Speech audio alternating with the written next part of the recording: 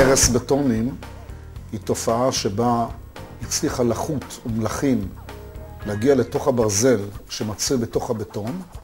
בדרך כלל כי הברזל במהלך היציקה היה קרוב מדי לפני השטח. הברזל הזה מחליד.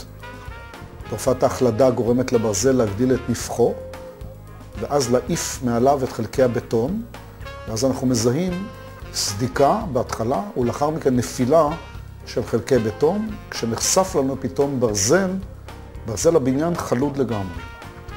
זו תופעה שאם לא נטפל בה, יכולה לגרום אפילו לקריסה של מבנה. כי הברזל בתוך הבטון מחזיק את הבניין.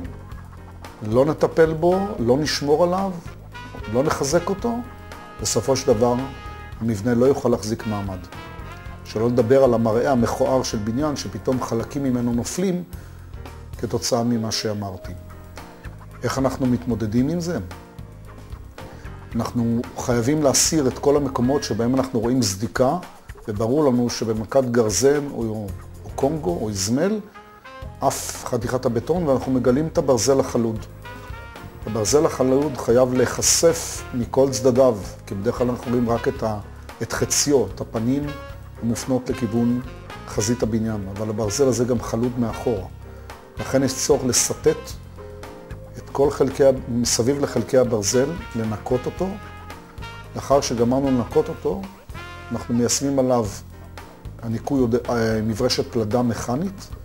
לאחר הניקוי אנחנו מיישמים על הברזל צבע יסוד, שנקרא יסוד חודר חלודה 769, שתפקידו להפסיק את תופעת ההחלדה של הברזל. אגב, במקומות שהברזל כבר איבד יותר ממחצית מעוביו, כלומר שה-12 מילימטר, ונשאר רק 6 מילימטר, יש לפעמים דרישה אפילו לחתוך חתיכות ברזל, לרתך ברזל חדש, כדי למנוע את הכשל באותו מקום. אבל נניח שאנחנו מנקים את הברזל, צובעים את צבע היסוד, נותנים לזה להתייבש כ-24 שעות, ואז אנחנו משתמשים בבטון מהיר ייבוש, שנקרא אצלנו לנקו 731, שאיתו אנחנו משלימים את הבטון שחסר, לאחר מכן אנחנו יכולים להמשיך ולצבוע את הבניין כפי שתכננו.